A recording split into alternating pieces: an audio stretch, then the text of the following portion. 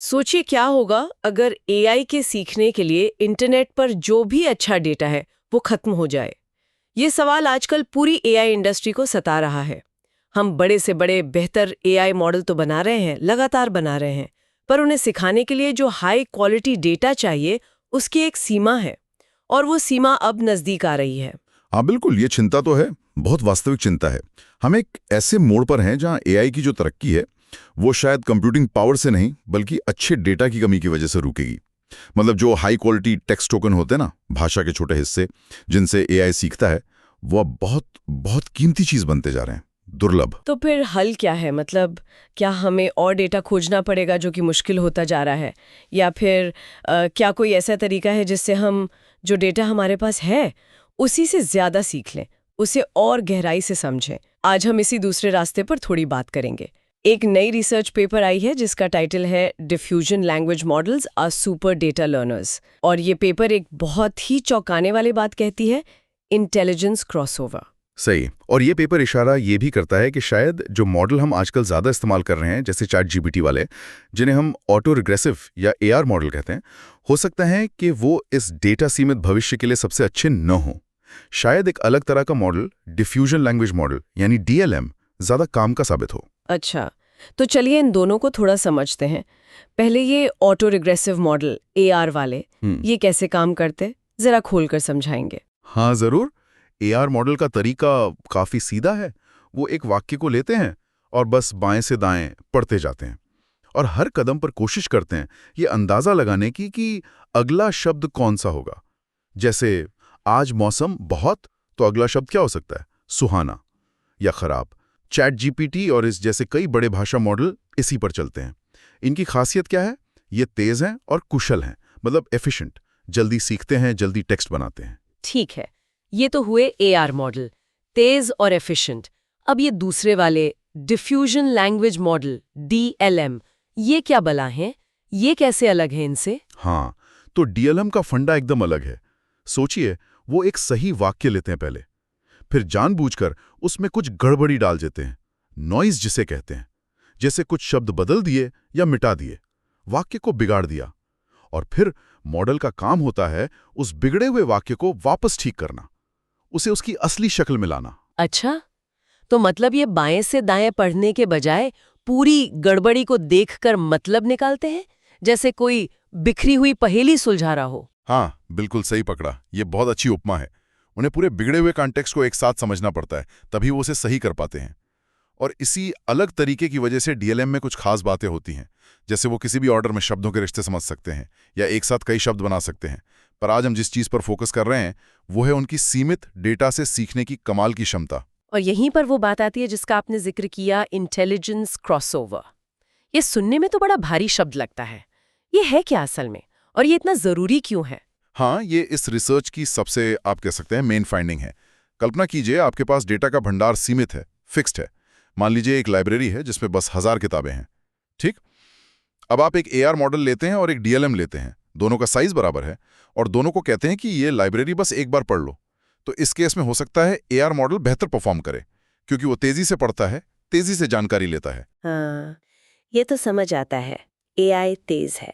लेकिन क्रॉसओवर कब हुआ? क्रॉसओवर तब होता है जब आप दोनों मॉडलों को मजबूर करते हैं कि वो उसी सीमित लाइब्रेरी को बार बार पढ़ें। एआई की भाषा में इसे इपॉक्स कहते हैं, मतलब ट्रेनिंग के दौर। मान लीजिए आप उन्हें 10 बार, 50 बार, 100 बार वही किताबें पढ़वाते हैं, तो रिसर्चर्स ने पाया कि कुछ दौर के बाद, कुछ इपॉक्स के बाद, डीएलएम का प्रदर्शन न सिर्फ एआर के बराबर आता है बल्कि उससे आगे निकल जाता है। वो क्रॉस कर जाता है। वो उसी सीमित डेटा से एआई मॉडल से ज्यादा सीख लेता है, ज्यादा होशियार बन जाता है। इसी पॉइंट को, इसी मोड को इंटेलिजेंस क्रॉसओवर कहा गया है। अरे वाह, मतलब कम डेटा को बार बार पढ़ने से डीएलएम बेहतर होते जाते हैं, जबकि एआई मॉडल्स शायद एक पॉइंट के बाद उतना फायदा नहीं उठा पाते उस दोहराव का। बिल्कुल, एकदम सही।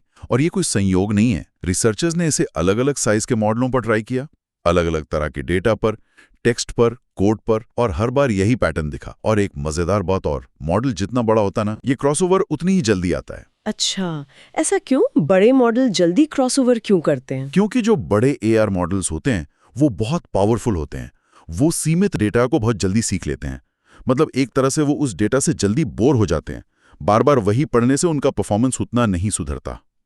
दूसरी तरफ डीएलएम जो हैं, वो अपनी धीमी और गहरी लर्निंग प्रोसेस के कारण उसी डेटा से लगातार कुछ न कुछ सीखते रहते हैं और ज्यादा दौर के बाद वो बड़े एआर मॉडल को भी पीछे छोड़ देते हैं। हाँ, ये जरूर है कि अगर आपके पास डेटा बहुत सारा है या बहुत ही अच्छी क्वालिटी का है तो एआर मॉडल को सीखने के लिए ज्यादा मिलता रहता है और तब ये क्रॉसओवर या तो बहुत देर से होगा या शायद ना भी हो। क्या इसका कोई असल दुनिया का उदाहरण भी है पेपर में? हाँ बिल्कुल, पेपर में एक उदाहरण दिया है।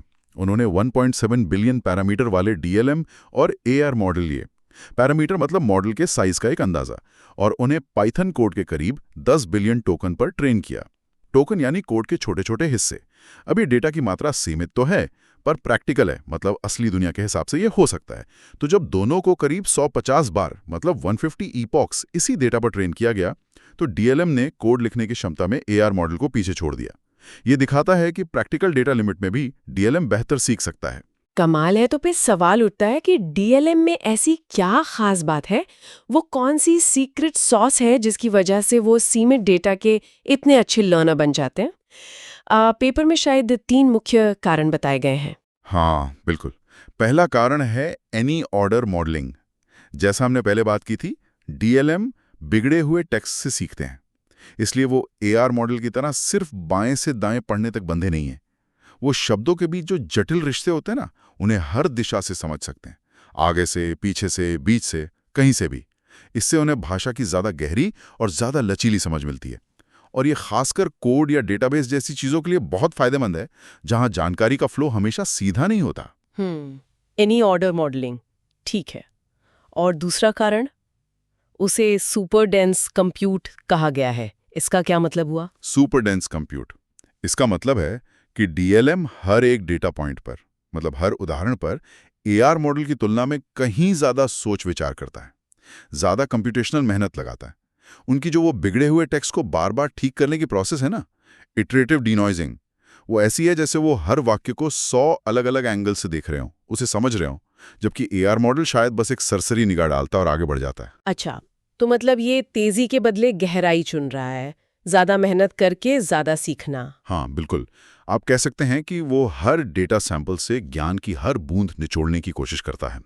इसका नतीजा ये होता है कि डीएलएम को ट्रेन करने में और बाद में इस्तेमाल करने में, जिसे इन्फ्रेंस कहते हैं, ज़्यादा कंप्यूटेशनल पावर लगती है, जिसे हम FOLPS में नापते हैं, फ्लोटिंग पॉइंट ऑपरेशंस पर सेकंड, कंप्यूटर की कैलकुलेशन पावर का माप। तो ये एक ट्रेड ऑफ है, ज़्यादा सीखने के लिए ज़्यादा कंप्यूट चाहिए। समझ गए। और तीसरा सीक्रेट वेपन क्या है इनका? तीसरा है बिल्ट इन डेटा ऑगमेंटेशन। ये सुनने में थोड़ा टेक्निकल लग सकता है, पर इसका मतलब आसान है। वो जो टेक्स्ट में नॉइज डालने, उसे बिगाड़ने की प्रक्रिया है ना, वो अपने आप ही एक ही वाक्य के अनगिनत नए थोड़े थोड़े अलग वर्जन बना देती है। हर बार जब मॉडल उस वाक्य को देखता है, वो थोड़ा अलग होता है, थोड़ा बिगड़ा हुआ होता है। तो मॉडल कभी भी ठीक वही की वही चीज दोबारा नहीं देखता। हाँ, लगभग ऐसा ही। इसे मोंटे कार्लो ऑगमेंटेशन भी कहते हैं। इसका फायदा ये है कि मॉडल को रटने का मौका कम मिलता है। उसे हर बार थोड़ी बदली हुई चुनौती मिलती है। इससे वो ज्यादा मजबूत बनता है और जो सीखा है उसे नई अनदेखी सिचुएशन में बेहतर तरीके से इस्तेमाल करना सीखता है, जिसे हम जनरलाइजेशन कहते हैं। ये दिलचस्प है कि रिसर्चर्स ने यह भी देखा कि क्या एआर मॉडल में थोड़ी नॉइज डालने से कुछ मदद मिलती है, जैसे इनपुट के कुछ शब्दों को मास्क कर देना या मॉडल के कुछ पैरामीटर्स को ड्रॉप आउट कर देना। हाँ, उन्होंने ये भी करके देखा और पाया कि हाँ, डेटा सीमित स्थितियों में ऐसा करने से एआर मॉडल का प्रदर्शन थोड़ा सुधरता है, लेकिन वो सुधार डीएलएम के लेवल तक नहीं पहुंच पाया। इससे यही पता चलता है कि डीएलएम का जो फायदा है वो सिर्फ नॉइज डालने भर से नहीं है, वो उनकी पूरी सीखने की प्रक्रिया का, उनके आर्किटेक्चर का हिस्सा है। ये पूरी बातचीत मुझे सोचने पर मजबूर कर रही है ओवरफिटिंग के बारे में। जो हमारी पारंपरिक समझ है ओवरफिटिंग की, उस पर भी रिसर्च सवाल उठाती है ना? हम तो यही मानते हैं कि अगर मॉडल ट्रेनिंग डेटा को ज्यादा रटने लगे तो उसका असली प्रदर्शन खराब हो जाएगा। बिल्कुल, यही पारंपरिक सोच है कि जब मॉडल का वैलिडेशन लॉस बढ़ने लगता है, ये एक मेट्रिक है जो दिखाता है कि मॉडल अनदेखे डेटा पर कैसा परफॉर्म कर रहा है, तो हमें ट्रेनिंग रोक देनी चाहिए, क्योंकि मॉडल अब बस रट रहा है, सीख नहीं रहा। लेकिन ये पेपर दिखाता है कि ये सोच खासकर एआर मॉडल के लिए थोड़ी भ्रामक हो सकती है। कैसे? मतलब लॉस बढ़ रहा है फिर भी मॉडल बेहतर हो रहा है? हाँ, कुछ हद तक। पेपर में ग्राफ्स हैं जो दिखाते हैं कि भले ही एआर मॉडल का वैलिडेशन लॉस बार बार वही डेटा देखने से या तो स्थिर हो जाए या खराब होने लगे, लेकिन सवाल जवाब जैसे असली काम जो होते हैं उन पर उनकी काबिलियत, जैसे सही और गलत जवाब में फर्क करने की क्षमता, वो बेहतर होती रह सकती है। उन्होंने इसे नेगेटिव लॉग लाइक्लीहुड एनएलएल और उसके अंतर डेल्टा एनएलएल से मापा। आसान शब्दों में कहें तो भले ही मॉडल ओवरऑल कम कॉन्फिडेंट लगे, लेकिन सही जवाब चुनने की उसकी क्षमता बढ़ती रहती है। तो क्या इसका मतलब ये है कि ट्रेनिंग के जो हमारे पुराने नियम हैं, जैसे वैलिडेशन लॉस बढ़ते ही ट्रेनिंग रोक दो, वो शायद इस नई डेटा सीमित दुनिया में पूरी तरह से फिट ना बैठें? ये तो बड़ी बात है। हाँ, बिल्कुल। ये एक बहुत महत्वपूर्ण सवाल है जो ये रिसर्च सामने रखती है। जहां तक डीएलएम की बात है, हाँ, वो भी आखिरकार ओवरफिट हो सकते हैं, खासकर अगर डेटा बहुत ही कम हो और ट्रेनिंग बहुत ज़्यादा लंबी चले। लेकिन वो एआर मॉडल की तुलना में ओवरफिटिंग के लिए कहीं ज़्यादा रेजिस्टेंट हैं, वो ज़्यादा सहनशील हैं। वो डेटा सैचुरेशन तक पहुंचने से पहले, मतलब उससे और न सीख पाने की स्थिति तक पहुंचने से पहले, उससे कहीं ज़्यादा वैल्यू निकाल लेते हैं। पेपर में एक उदाहरण भी है जहां 1 बिलियन पैरामीटर वाले डीएलएम को सिर्फ 1 बिलियन टोकन पर, जो कि बहुत कम डेटा है, 48 बार ट्रेन किया गया, और फिर भी उसने हेलास्वैग जैसे बेंचमार्क पर 56% और एमएमएलयू पर 33% एक्यूरेसी हासिल की, और परफॉर्मेंस गिरने के कोई खास संकेत नहीं दिखे। तो इन सब बातों का निचोड़ क्या है? मतलब हम कहाँ जा रहे हैं इस सबसे? ऐसा लेने आया है कि हम एआई के विकास में एक नए दौर में कदम रख रहे हैं। एक ऐसा दौर जो शायद कंप्यूट बाउंड होने के बजाय डेटा बाउंड होगा। मतलब हमारी तरक्की इस बात पर ज्यादा निर्भर करेगी कि हम मौजूदा डेटा से कितना ज्यादा सीख पाते हैं, ना कि सिर्फ इस पर कि हमारे पास कितनी कंप्यूटिंग पावर है।